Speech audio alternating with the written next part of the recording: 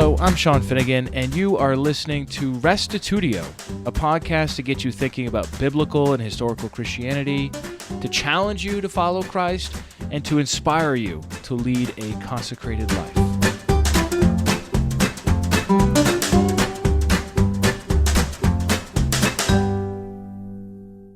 Are you looking for a Christian blog to encourage you in your faith? In this short interview, Kirk Walden shares about his new website, firstfaith.com, and the work he and his team are doing to live out first-century Christianity in the 21st century. First Faith aims to simplify and strengthen your faith so that you can take the next step in your journey with God. Here now is interview 39, First Faith, with Kirk Walden.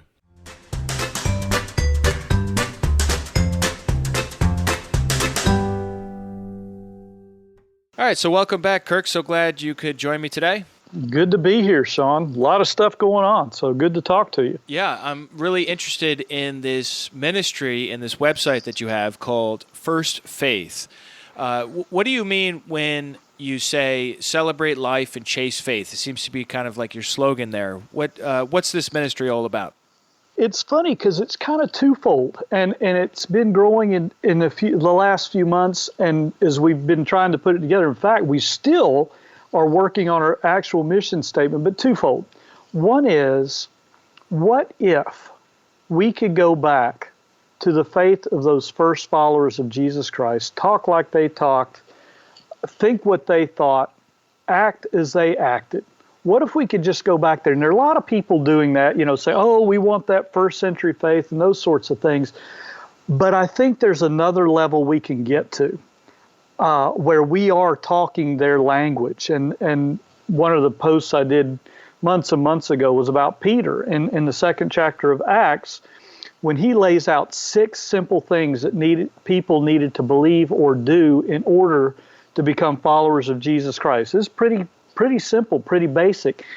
I'd love to see the church revolutionized where we simplified and went back to those first things and got rid of all the extra stuff that we've piled on over the centuries, and go back to the simple, find that faith. And I think in the simple we find the power. So that's kind of one aspect. Can I interrupt you? Yeah, go ahead and interrupt. Sure. Let's look at that first aspect. This is really the same mission that I have here at Restitutio.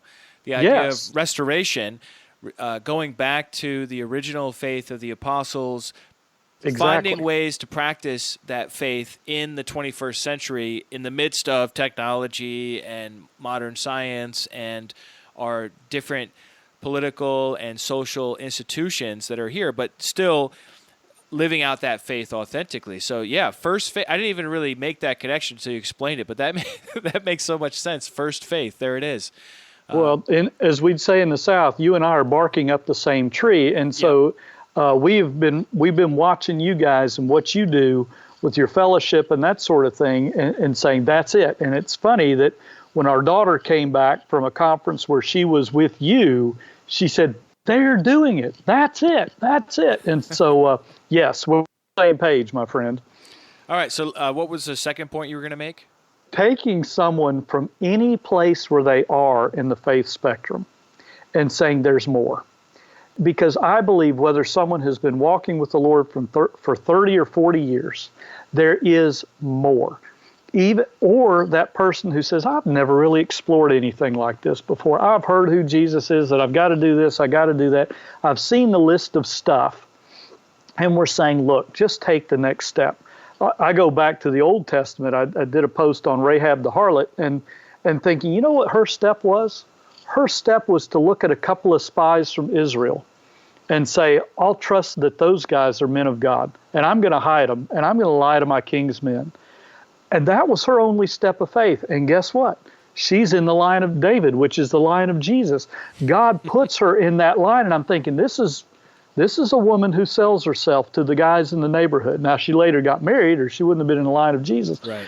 But that's where she was. She took one little step. And so you'll see on the blog that we're encouraging people to take the next step. And as we do, we're going to be bringing in some theological aspects, because I believe that Jesus is the Son of God.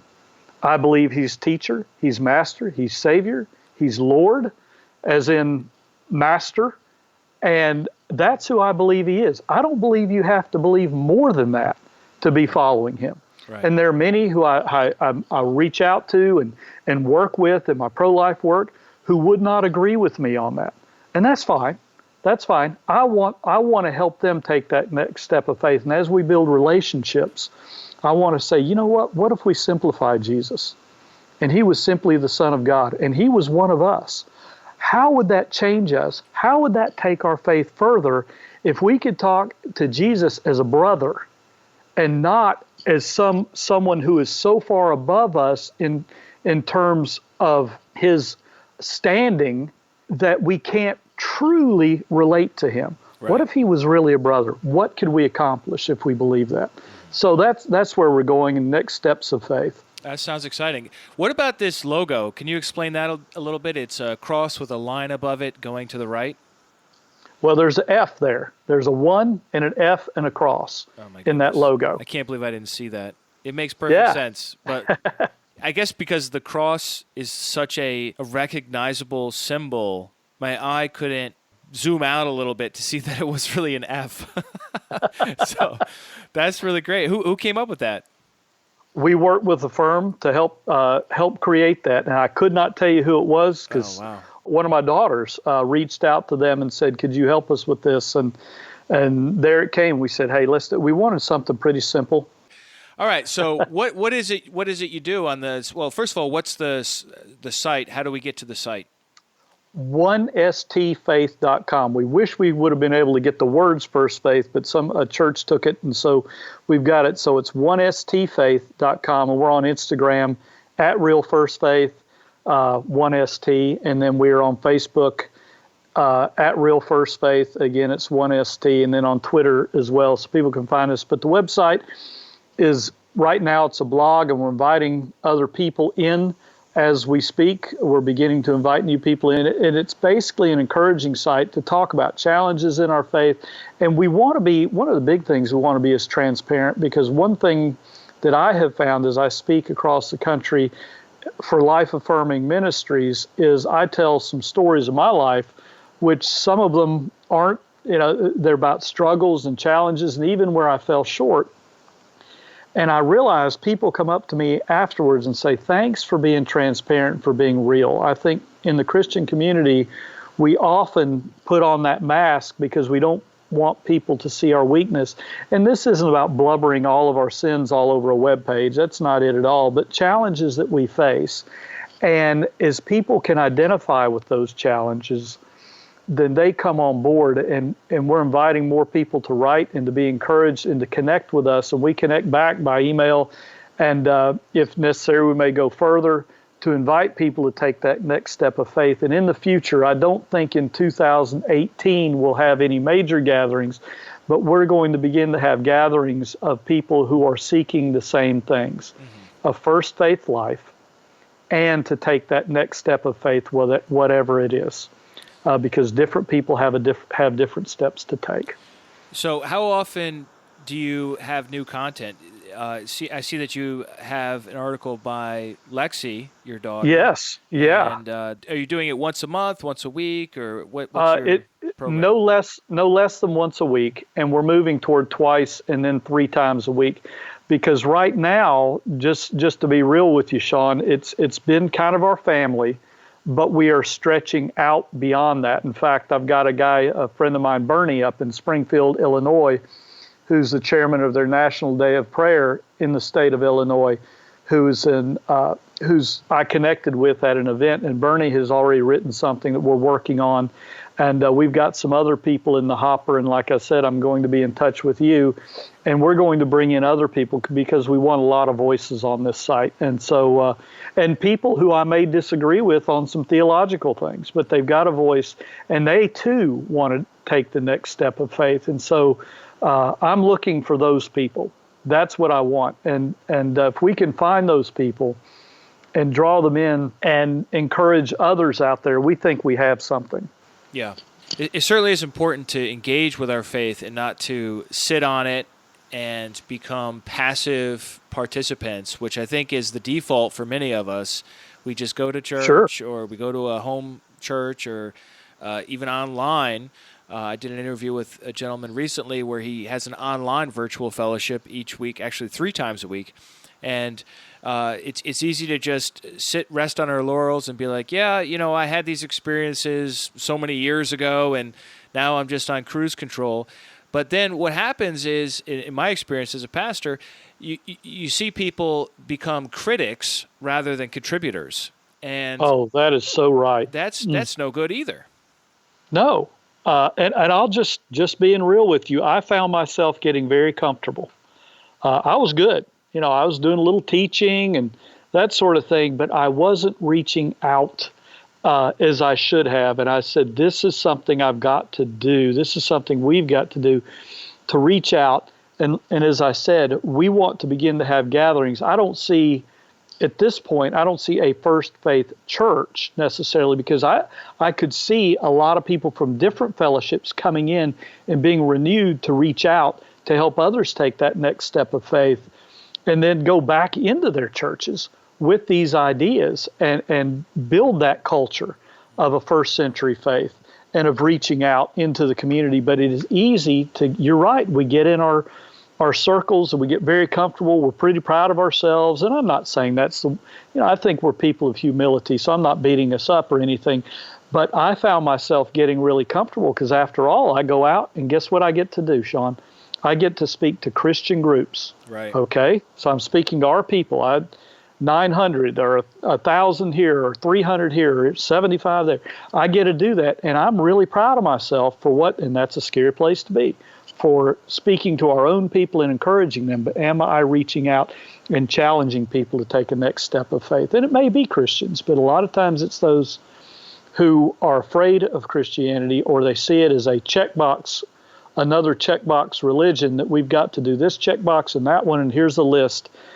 And we've got to show them that faith in Jesus Christ is so much more dynamic than that. Could you give me an example or a taste of some of the issues that you have already addressed on the blog? Well, one of the things that has captured a lot of people's attention is Jennifer, actually, my wife. She has captured a couple things. The post, and I hope I could remember the title, "When Life Sucks, Jesus Carries Us." Okay. And she had ovarian cancer, and she was going through chemo. Oh, wow. And she reached a point where she couldn't even pray. And she had nothing. And it was other people who came alongside her, family members and others, who basically had to carry her through. And she realized that the Lord was okay with the fact she didn't have to beat herself up by the fact that she had nothing left, nothing to give except just try to exist for another day. And obviously she's a survivor and had a partial hysterectomy and 2 children since. So amazing miracle story. But we were in Anaheim at a conference last week.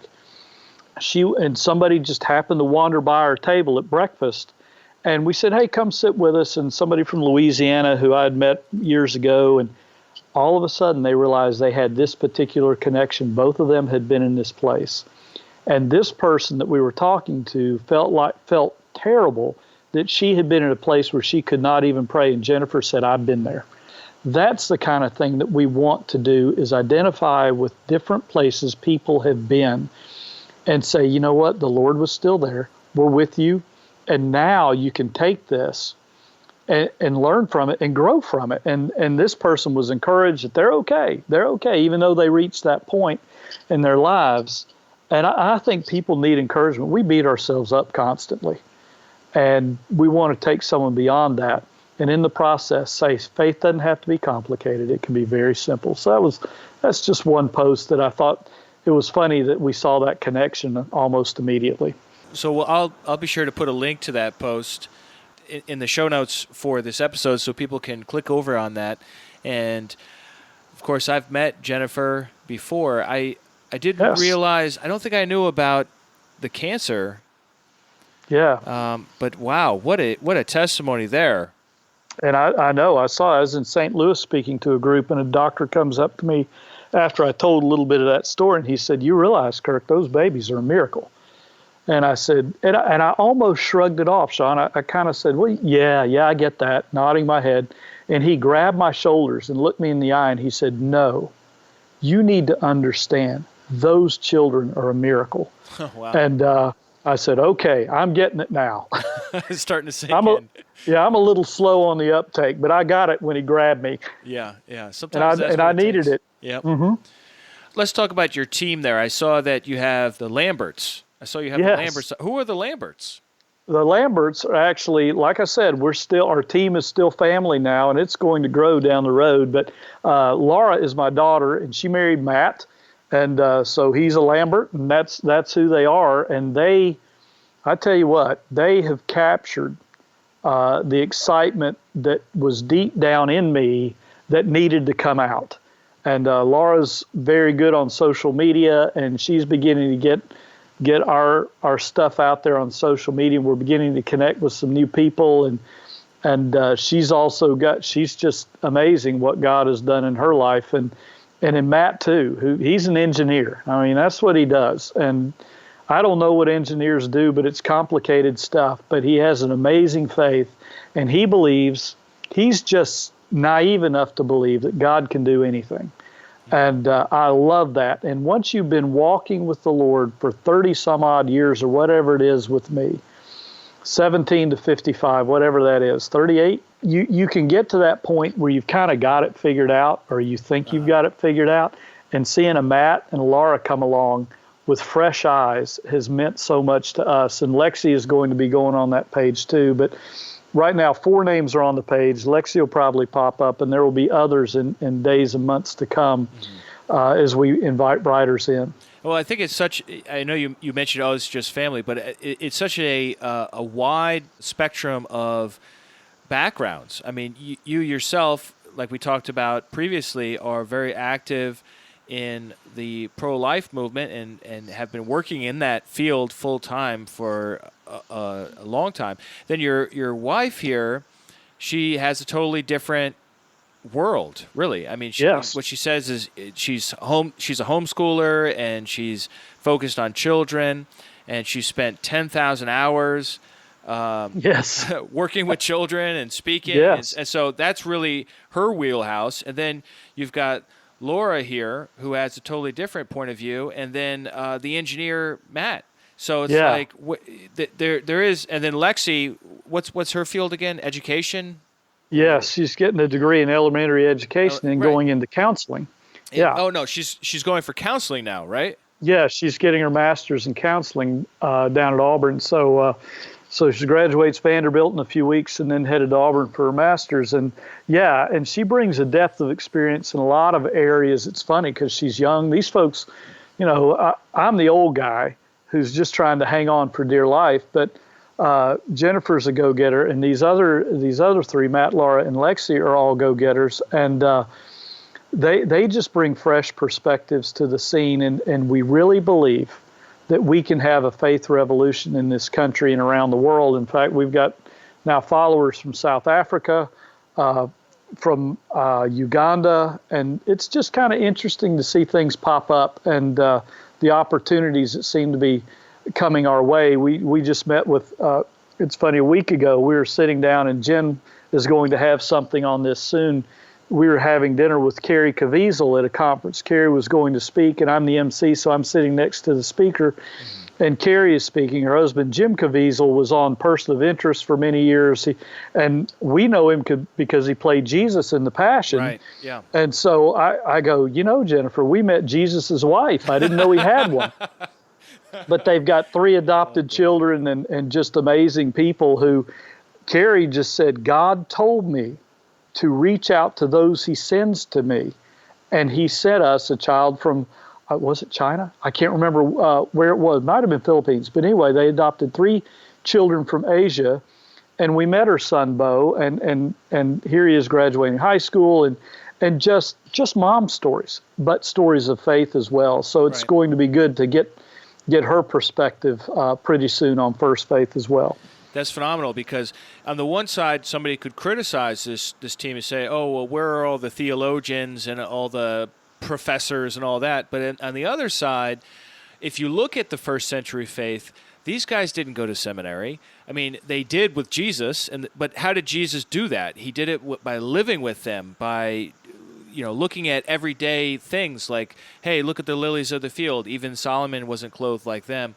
And using the surroundings to bring practical lessons on how to live out Christianity, how to live out a relationship with God that was exciting and centered on love and, concerned about truth as well, but not Absolutely. at all unbalanced in either realm. And so I love that, Laura's the social media expert. You've got Lexi with the counseling, your wife with kids, the engineer, the pro-life guy, the visionary, and together what you're able to do is give an in-the-trenches perspective on how Christianity actually affects real life. You nailed it. And we found a particular niche, and it's not a better niche than someone else. It's just a different niche. Yes, with the people we're reaching out, one person has checked in with us, and we're probably going to have them over soon who's dealing with addiction issues. But this person has a friend who is a prostitute, and she said, I've gotten you connected with that person. And I thought, guess what? We know they're coming over to our house in time. There's going to be that time in the next few weeks when they're all coming over dealing with just tough life issues, and we want to give them encouragement and support. But at the same time, we do need the theologians. The Apostle Paul was out there who was trained under the best and knew everything about Jewish law and could debate those things as he presented a first century faith. So we need all types to reach out. And Jesus had to deal with the smart folks who knew everything. And he did so well, and he kept them on their heels. So we need all types. We found a particular niche with the run-of-the-mill person, whether it's your local Baptist, Methodist, Methodarian Church of the St. Mary, whatever it happens to be, who says, I just want more. Where can I find it? And we raise our hand quietly and say, we're here if you need us. Right. Come join us. One last question. Sure. Talk to me about the shop. You've got the shop. Hats and sweatshirts. And what's the deal with this? We're working on some things, and in fact, the shop is there, but we're going to be shifting it in the next month. So you get a preview here. We're going to be shifting it to, instead of a shop, and you can get something that says First Faith. It just kind of promotes the website and that sort of thing. But what we're going to do next, we started with a shop, began thinking about it, and now we're going to do something called Conversation Starters. It's a shop, but at the same time, it will be things that most people are afraid of evangelism. It scares them to death to talk about Jesus. How do I start the conversation? So we want to have different things that are conversation starters that lead people to say, hey, you can check out more of what I'm thinking on this webpage. And we want to have on our blog in the future, hopefully the near future, different ways to begin conversations about faith with friends. It's still not easy, I know, for a lot of people. It's, I'm afraid to talk about it. But we want to segue into those conversations more naturally. And so we've got everything from we'll have necklaces and different things. One, we've got a necklace called, it just says Celebrate Life and Chase Faith. And it's funny because we were at this conference a week ago, and people were just snapping them up, wanted them, and so we were giving them away. And they're conversation starters. So the shop is going to shift in the days to come. We're excited about that. It's going to be conversation starters. Yeah. Because we found a greater purpose than what we started with. Yeah, I mean that's so important to the walk of faith, is sharing that faith with others. And we are so beaten down by our secular age with a sense of insecurity, of fear, of inadequacy to be able to enter into the marketplace of ideas in conversation with somebody from a different perspective and be able to share our faith authentically and without getting censured for it and rebuked for this, that, or the other controversial issue that is in our society today. So, I mean, this is really important. In my experience, 90% percent of evangelism. Maybe, of course, most statistics are made up on the spot, so this is one of those. But a very high percentage. Well, Sean, let me stop you there. Put it on the internet, and it will be totally true. So just think about that. There we go. So but go ahead. A very high percentage of folks, if you can just get that conversation started on a spiritual track, they're going to be fine. It's just getting it started that is the hardest part. I think you're exactly right. And it's interesting because we're introducing people to Jesus. And as we do so, that introduction is probably a Jesus who is a lot more closer to us than people think he is. And so as we do this, we're excited because I found out once we started First Faith, conversations about Jesus' identity as the Son of God is strikingly easy when it didn't used to be. Hey, can we agree on these issues? Can we agree that Jesus is the Son of God, that he's Master, that he's Savior, he's Lord? Okay, if we can agree there, then let's have a great conversation about who he is and what he means to you. It's been exciting to see that take place. Very good. Anything else you'd like to share about First Faith?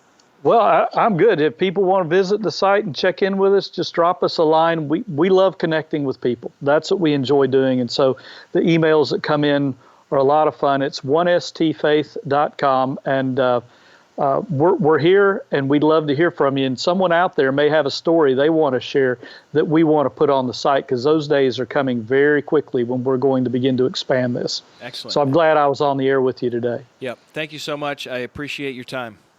Thank you, Sean. Talk to you soon, my friend. Well, that's it for this interview. Check out Walden's website at 1stfaith.com. He's also on social media, and you can get all that info there. Check out the article, When Life Sucks, Jesus Carries Us, by Jennifer Walden, and also her article, Buried Desires, I really enjoyed. She reminded me so much of the women I read about in the Bible who struggled with infertility, and then God opened her womb. So it's very encouraging and awesome to see God doing the same sorts of things in our own time that he did way back then. As far as comments go, I've got a couple that I wanted to read out. The first one comes from Thomas Kreutz Jr., who wrote about podcast 136. That's where I played out N.T. Wright's lecture, Whatever Did St. Paul Do with the Kingdom of God? He writes, listening to this podcast was an absolute joy. N.T. Wright taught what many are afraid to touch on in the Christian realm. Thank you, Sean, for uploading this for all to hear. Your work is a blessing to many. Check that out if you haven't already. N.T. Wright is such a great historian of Jesus and Paul, and his work on this particular lecture is really worth checking out if you haven't already. Secondly, Kim Magnuson wrote in on the episode from last week, interview 38, advocating for the unborn with Kirk Walden as well. And he writes, Aloha. Actually, I thought it was a she until I read this comment, because typically Kim is a girl's name here in the States, but maybe this Kim is from a different background. Anyhow, he writes, Aloha. I enjoyed your presentation and enthusiasm, Kirk, and may God bless your work. I come from a bit different perspective, as I am male, married, and having had 3 children, am now elderly. I can't speak from a woman's perspective. I also revert back a little more to associating breath with life, as did Scripture in so many places. So I am not one that really believes that fertilization equates with a soul-enhanced human. Some Scriptures showing breath and life can be seen in Genesis 1:30, 2:7, 6:17, and so on. He lists out a whole bunch, amongst others. I am not quite ready to assume that a freshly fertilized egg has breath. That being said, I find abortion to be a terrible means of birth control. Jesus told us what to do with our enemies and what to do with those who hate us, but he was quite silent on abortion. And seeing that it was widely practiced in Rome and even Israel through the use of herbs or abortifacients, it just seems to me that the issue either didn't have much importance to Jesus, or his way of defining it as an issue has skirted me in New Testament reading. Just as a question, I wonder what you think of natural abortion. Is this just God's desire? After all, stats tend to support that 10 to 20% of all known pregnancies end in natural abortion or miscarriage that doesn't count figures as high as 30 to 50% of fertilized zygotes where the woman doesn't even know she is pregnant, but there is a natural aborting process within the body. Does God not want that life if it is considered life? Again, I am not pro-abortion, but just pointing out some facts regarding it. I am not a big fan of government regulation, as governments are fallible. Do you think we should ban marriage of couples with different blood groups? Because in those cases, natural abortion is drastically increased, and certainly preventing such marriages would reduce abortion rates. One scripture that I find interesting and would like your input on is Numbers 5:11-31. It looks to me in reading that God permitted a man who thought his wife to be unfaithful to take her to the high priest, where she would be given bitter water and abortifacient, and the priest would say something over her. If she had been faithful, nothing would happen, but if she had been unfaithful and was pregnant, a curse was put on her by the priest after she drank the bitter water, and she would abort. Again, I want to thank you for what you do in trying to help those in unwanted pregnancy to deal with their issue and show them the options. It just seems to me that if we are fearfully and wonderfully made, as the author of Psalm 139 states, and life as a full human begins at conception, why are there so many natural abortions? Sorry if I seem a little odd on this issue, but it is what it is, and God bless.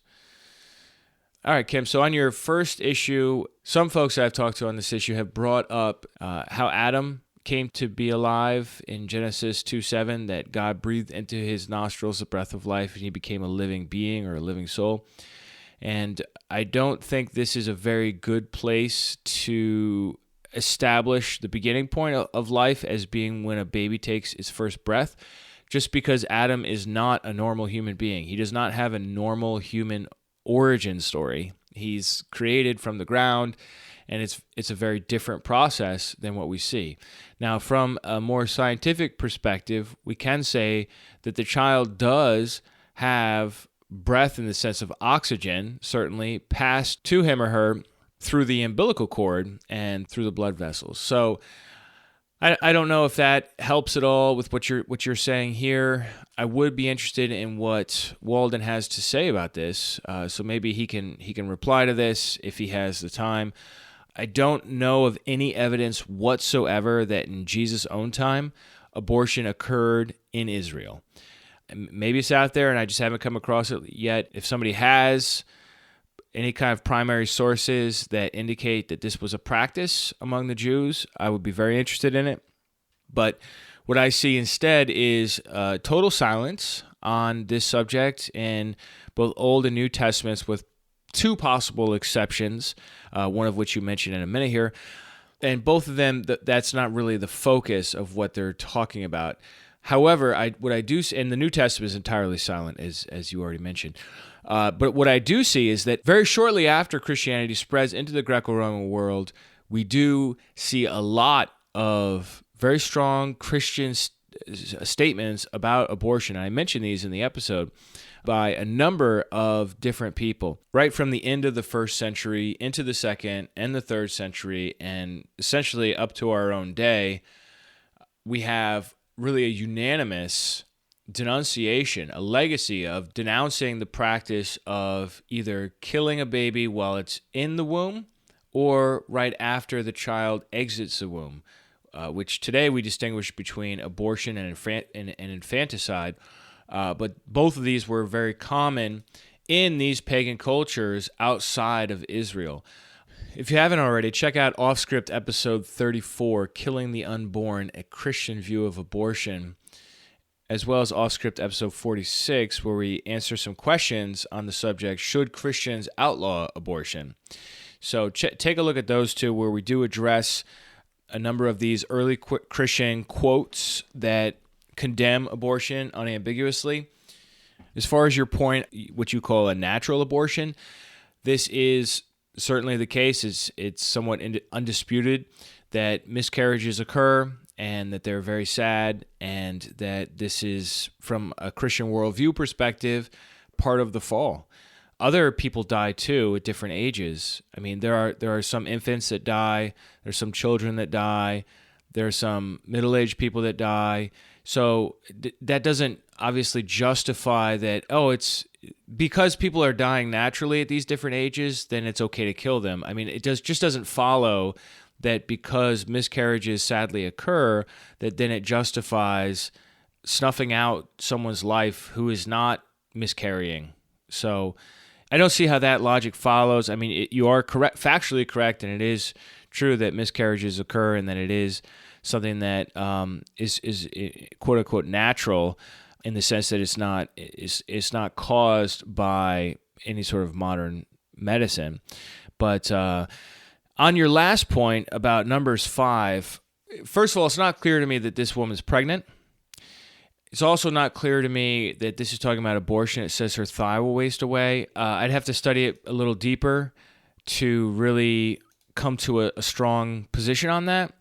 But I don't think that we can use this text to justify humans aborting other humans. In other words, and sorry for everyone who is not already intimately familiar with the jealousy law in Numbers 5, but just a little background ever so quickly here. A guy gets it in his head that his wife is cheating on him, and so he's jealous, and he is supposed to bring her to the priest who writes out a curse in ink and then washes that ink into some sort of drinking vessel and puts a little dust from the floor of the sacred space into the cup and makes her drink it. And essentially it calls down a curse upon her that if she has cheated on him, then the water will cause her bowels and her womb to swell and her thigh fall away. And if nothing happens when she drinks this water with the ink and the dust in it, then she is considered to be innocent. Then it says in verse 28, then she shall be free and shall conceive children. So that indicates to me that she's not pregnant, because then she can go and conceive. You can't conceive if you're already pregnant. And then essentially the rule is that since God has vindicated her and the priest was there as a witness and nothing happened, that this woman is now cleared of any guilt associated with the accusation of her husband, and now he's not allowed to bring it up anymore, essentially. So I've got so much to say about. I actually really love this passage. I know it sounds totally weird, but it's like one of the most powerful ways of dealing with patriarchal abuse that we find in ancient law codes. Because it really does. Basically, unless God does a miracle, because let's face it, ink and dust in a little water is not going to kill you, or if Kim's right here, cause a miscarriage or anything like that, it's just not. So unless God performs a miracle, then this accused woman is going to be innocent, and then have the sort of authority of God and God's priest over against her husband, so that he's not allowed to treat her like a second-class citizen or in any way punish her, because, in fact, she's not guilty. So anyhow, thanks for writing in, Kim. Hopefully Kirk can respond to some of this. I'll let him know that this comment came in so that he can take a look at it. And if you haven't yet listened to it, check out the last interview 38, Advocating for the Unborn with Kirk Walden, and see what he says there. That's it for today. Thanks, everyone, for tuning in. And remember, the truth has nothing to fear.